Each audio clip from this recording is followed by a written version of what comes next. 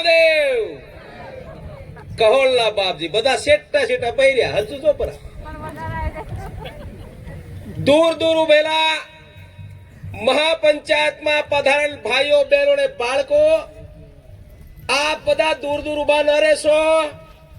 આપણી વચ્ચે ટૂંક સમયમાં આપણા આદિવાસી નેતા પધારવાના છે, પણ તે પૂર્વે અમને અહીંયા મહાપંચાયતમાં ઘોગંબા તાલુકા આદિવાસી યુવા સંઘર્ષ સમિતિને આમંત્રણ આપ્યું અને એના સંયોજક ડોક્ટર જયરામ અને પ્રમુખ શ્રી નવીનભાઈ રાઠવાને આખી ટીમ અમે અહીંયા પધાર્યા ત્યારે પ્રભાવિત એટલા માટે થયા કે દર વર્ષે અહીંયા મહાપંચાયત થઈ રહી છે.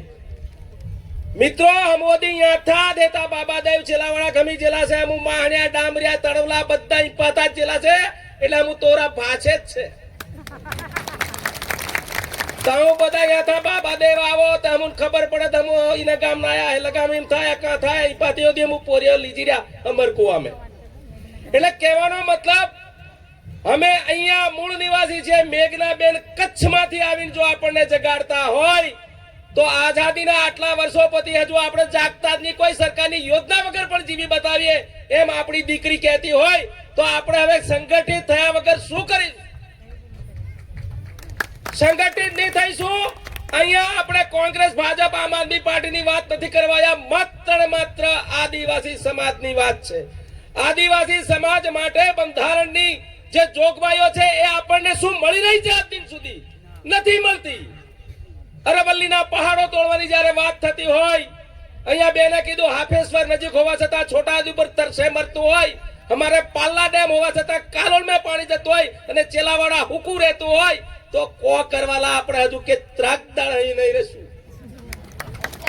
કોરિયા ખૂટડો હતી રોપવાના નીમડા આપણને પૂજવા આવતી પેઢી એ ટેડા બધું બગાડલું કરશે. એટલે આપણે બધા એક થોને હકની લડાઈ કરો. આપણા બાળકોને ભૂતકાળમાં નોકરી મળી, રિટાયર થઈ ગયા ને હમણાં નોકરી મળે કે નહીં મળતી વિચારો. ભૂતકાળની ભૂલો ને વર્તમાનની સમસ્યાઓને ભવિષ્યની ચિંતા આપણી પૂછડ ડાકડા ને ભૂતરા માબત દોડીને પડી રહી. કો કરું લોહે ટીપું તે લાંબી જમીન હોવાની છે નહીં.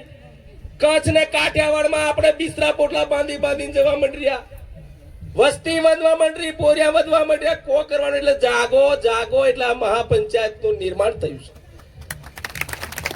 મિત્રો હોવે છે કે કઈ આપણા વાળા પાવાગઢ, છેલાવાડા, અંબાજી, દ્વારકા, ડાકોર, ભાગવેલ, રણુજા, હટ્ટર, પટ્ટર, ઘોરના ભૂલી જાય. મેં છેલ્લો દ્વારકા ની વાત કરું, બધા કે એકલા દ્વારકા નહીં જવાનું કે મેં કમ દ્વારકા જવા તે કહેલો કૃષ્ણ છેક મથુરામ થી આવીને દ્વારકા બધા ગુજરાત માં ઠાવું પડે છે. આપણો ભગવાન કે મેં ભાળવા ગયો દ્વારકા જોયું, પણ પછી બેટ મેં હોતી જવું પડે કે બેટ દ્વારકા જાય તે દર્શન હાચા કે મેં કહું સારું ભાઈ ત્યાં જઈએ. પણ સુદર્શન પુલ બનેલો નતો મિત્રો, અત્યારે બનેલો છે. તે વખતે આગબોટમાં બેહીને જવાનું, હુડુક બસનું કેપેસિટી 400 જણા ચડી ગયેલા, વેકેશન હતું અને મેહોદીનો બેગ એકલો જ જેલો કદીન મદી.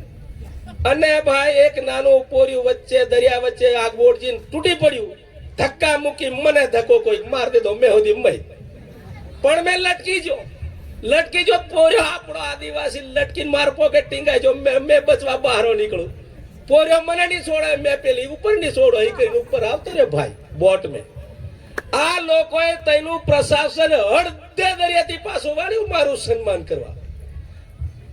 બેટ દ્વારકા છોડીને દ્વારકામાં આવ્યા, ત્યાંનું પ્રશાસન કલેક્ટર ને એમએલએ ને એમપી ને બધા કે આ કાકાએ આટલી ઉંમરે એક બાળકને બચાવવા માટે દરિયામાં ભૂસકો માર્યો, એમનું સન્માન કરવામાં આવે. સાહેબ આવો સ્ટેજ બનાવી દેજો, મને બહાર દેજો. બધા પોતે વાતો કરે, આટલી ઉંમરે આમ કર્યું તેમ કર્યું. અને છેલ્લે મને એમ કીધું કે હવે આપણા વડીલને જેને બાળકને બચાવવા માટે આ ભૂસકો માર્યો તો એમને બે બોલ બોલવાની તક આપીએ. ત્યારે મને એટલો ગુસ્સો આવેલો, તારે જેમ બે બોલવાની તક આપી એમ માઇક પકડીને મેં એટલું કીધું ભાઈ મારે એક બોલ નહીં કેવો, બે બોલ નહીં, મને ધક્કો જ કોઈ માર્યો. આ ધક્કામાં મારું બધું જે સન્માન હતું પાછું વળી ગયું. એટલે આપણા વાળા સમજણ વગરનું બોલી પડે. કરવાનું શું નહીં કરતા ને વેગળું કરવા માંડ્યા. સરકારની સામે કે પ્રશાસન સામે લીગલી લડાઈ લડવાની આજે રાજન લગામી પોતે અન્ય પક્ષમાં હતો છોડી દીધું ની ટકાયું છોડ દમ આવતો રે સતની લડાઈમાં એની સતની લડાઈમાં આપણે બધા કાંકરે કાંકરે પાળ બંધાઈને ટીપે ટીપે સરોવર ભરાય આ મહાપંચાયતમાં જેટલા પણ જે ગામમાંથી કોઈ પણ પક્ષાપક્ષી કર્યા વગર આ કાર્યની અંદર સહયોગ આપ્યો છે ને તો સાહેબ વર્ષો પહેલા દવ લાગેલો જંગલમાં અને એ દવ ઓલવા માટે એક નાની ચકલી નજીકમાં કુવામાંથી પાણી લાવી લઈને છાંટે તો વાંદરો ઝાડે બહેરેલો ઓ ચકલી એ દવ તારથી નિયોલવાય ટીપે ટીપે નિયોલવાય તો ચકલીએ કીધું કે તું હસવામાં રહેલો ને મેં ઓલવામાં રહેલી ઇતિહાસ આ રીતે લખાવાય એટલે સમજણ મારો ભણો આગળ વધો પ્રશાસન તો હર હંમેશ આદિવાસીને બાજુમાં રાખીને જ કરવા માંડ્યા એટલે કહોળ કરવા હોય તો બધા એક કરજો નેક કરજો આ તબકે મને બે બોલવાની તક આપી એ બદલ આયોજકોનો આભાર જય જોહર જય બાબાદેવ કહોળ બાપજી